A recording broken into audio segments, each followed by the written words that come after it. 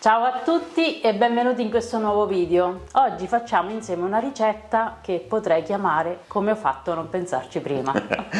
Il nome. Perché è una ricetta talmente simpatica che va condivisa. Praticamente che è successo? Che l'altro giorno sono andata al supermercato e davanti al banco macelleria ho visto questa cosa che ha suscitato il mio interesse. Cos'era? Era praticamente un mega panino con all'interno un pezzo di arista e tutto intorno c'era la pancetta. Al che ho chiesto subito informazioni al macellaio, gli ho chiesto insomma di che si trattava, lui mi ha spiegato brevemente come si preparava e siccome è talmente facile ma soprattutto, come avevo detto, talmente simpatica come ricetta, che ho deciso di condividerla con voi. Si chiama arista in crosta di pane. Ok, pure il nome è un po' intrigante, Letteralmente no? in crosta di pane proprio. Letteralmente in crosta di pane. Allora, cosa ci serve per preparare quest'arista in crosta di pane? Naturalmente ci serve un pezzo d'arista, questo pesa all'incirca sugli 800 grammi. Poi ci serve un pezzo di pane, quindi un filoncino. Il mio, questo qua, pesa sui 400 grammi. Della pancetta che arrotoliamo intorno, questi sono 300-400 grammi. E praticamente il condimento, quindi un po' d'olio d'oliva, sale e pepe, un mix per arrosti per insaporire la carne e un po' di rosmarino.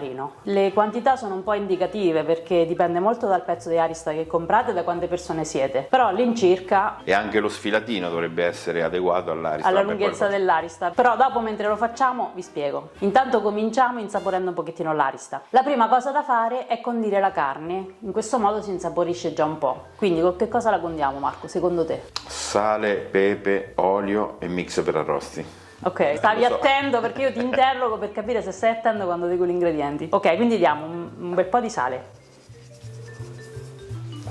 su tutti i lati.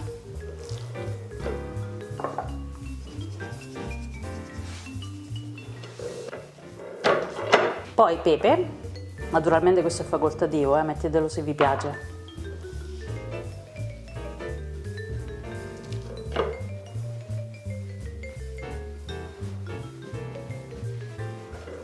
E poi un po' di mix per arrosti, quei preparati di spezie che servono per condire le patate e la carne, ma se avete il finocchietto selvatico, se volete utilizzare l'alloro, insomma quello che più vi piace.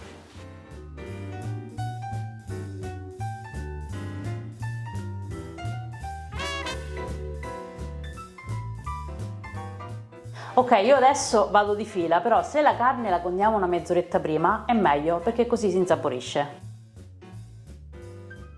Secondo step, prepariamo il pane, quindi mi tengo l'arista a portata d'occhio perché devo prendere la misura, quindi dobbiamo tagliare il pane della lunghezza dell'arista, ok? Quindi praticamente nel mio caso vado solamente a togliere l'estremità.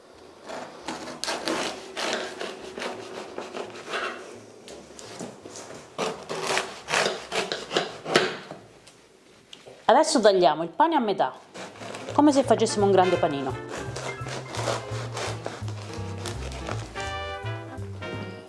E togliamo la mollica all'interno, per creare appunto lo spazio per sistemare l'arista.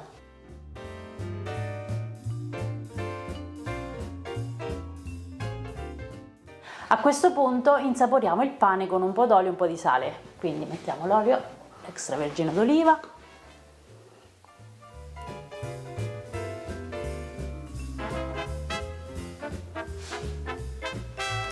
E un po' di sale.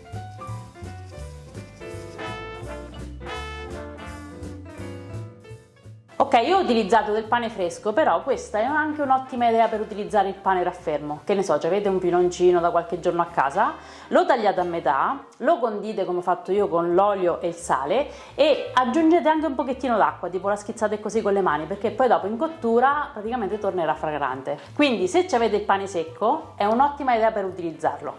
E ora andiamo avanti, facciamo il panino, quindi mettiamo l'arista all'interno del pane. Speriamo che sono stata brava a piare le misure. Ecco, qua va un pochettino sistemato, però più o meno ci siamo. E adesso ricopriamo con l'altra metà.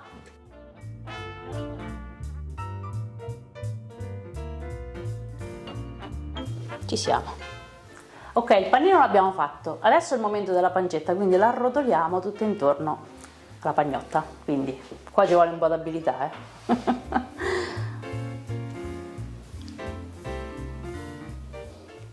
In pratica dobbiamo rivestire tutto il panino con la pancetta.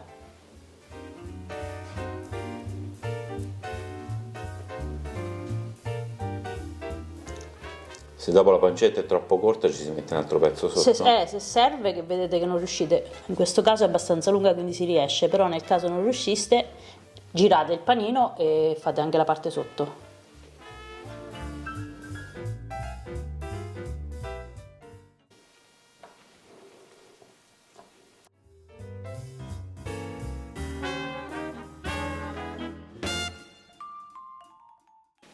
Gli diamo una sistemata e potrebbe già andare in forno così, però per evitare che si apra in cottura mettiamo degli spaghi.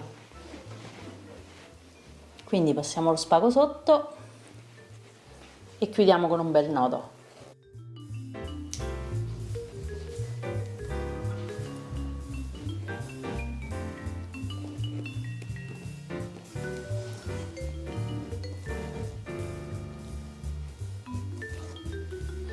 Tagliamo gli avanzi dello spago, io ne ho messi 6.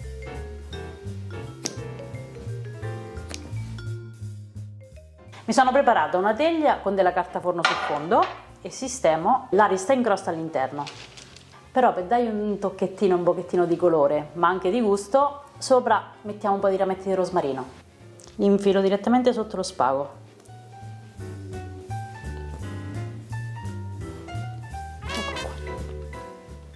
Così è proprio come l'ho visto dal macellaio in realtà, per questo ci ho messo il rosmarino, però se preferite anche delle foglie d'alloro secondo me ci stanno molto bene. Prima di infornare un pochettino d'olio d'oliva.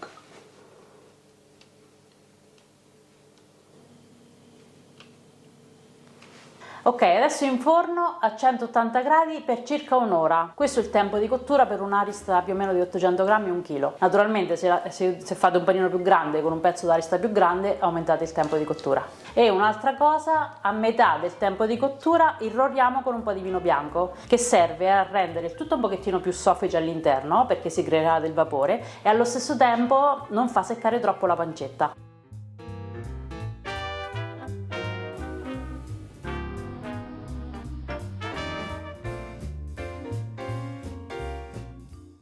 Ok, sono passati 30 minuti. Versiamo sopra la rista in crosta un po' di vino bianco, più o meno mezzo bicchiere, e facciamo cuocere ancora per mezz'ora.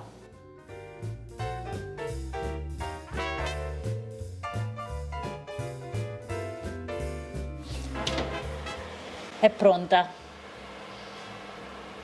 C'è proprio una bella faccia, un bel colore. Direi proprio di sì. Tiriamola fuori.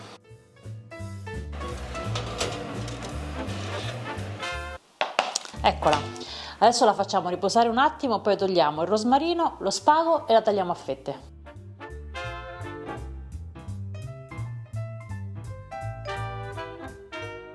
Ok, si è leggermente intiepidito, adesso possiamo togliere lo spago e il rosmarino, quindi tagliamo via lo spago.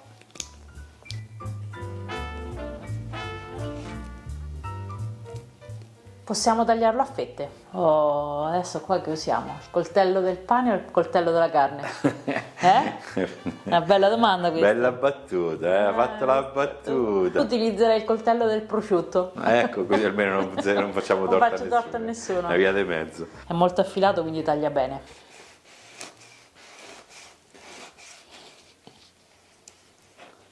Ok, vediamo com'è. Bellissimo. Sembrerebbe anche ben cotto. Però vedi com'è bello succoso dentro? È croccante fuori perché c'è la pancetta che è croccante, poi è morbido all'interno perché la carne rimane morbida. Fa un po' l'effetto porchetta fuori, vedi? Un pochettino sì. Bello. Un'altra fetta? Sì, dai.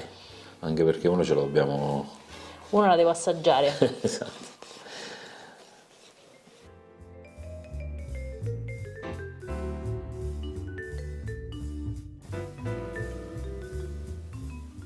Beh dai, ditemi che non è una bella idea. È originale, no? Simpatico.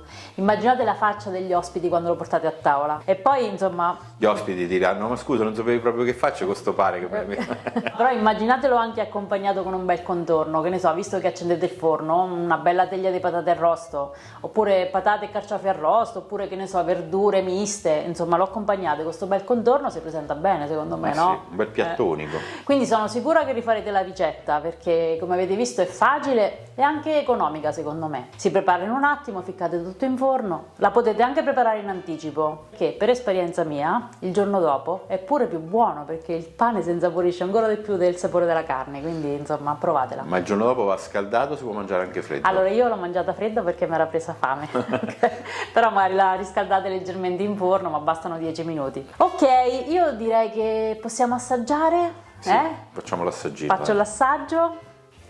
Ah, così proprio? Come? Alla Bud Spencer? Certo. Va bene, Vabbè, dai, è tipo, se ci pensi, è tipo un panino, no? Perché c'è È il vero, pane è vero, e quindi è anche da scampagnata. no. Si presta. Tenera? La carne è tenerissima perché è stata circondata dal pane, no? In cottura. Il pane è saporito perché si è inzappato, si dice da noi, Si è no? inzuppato. Si è inzuppato dei succhi della carne e del grasso della pancetta. E rimane croccante anche un po' il pane, quindi tanta roba. Vuoi assaggiare? Sì, grazie. Buonissimo. Buono, buono. Ok, basta mangiare. Saluta tu che ho la bocca piena. Allora, io spero che questa ricetta vi sia piaciuta. Grazie al macellaio che ci ha ispirato. Se avete domande o suggerimenti scriveteli sotto nei commenti. Mi raccomando, tanti bei like e noi ci vediamo al prossimo video. Ciao! Ciao, ciao, grazie.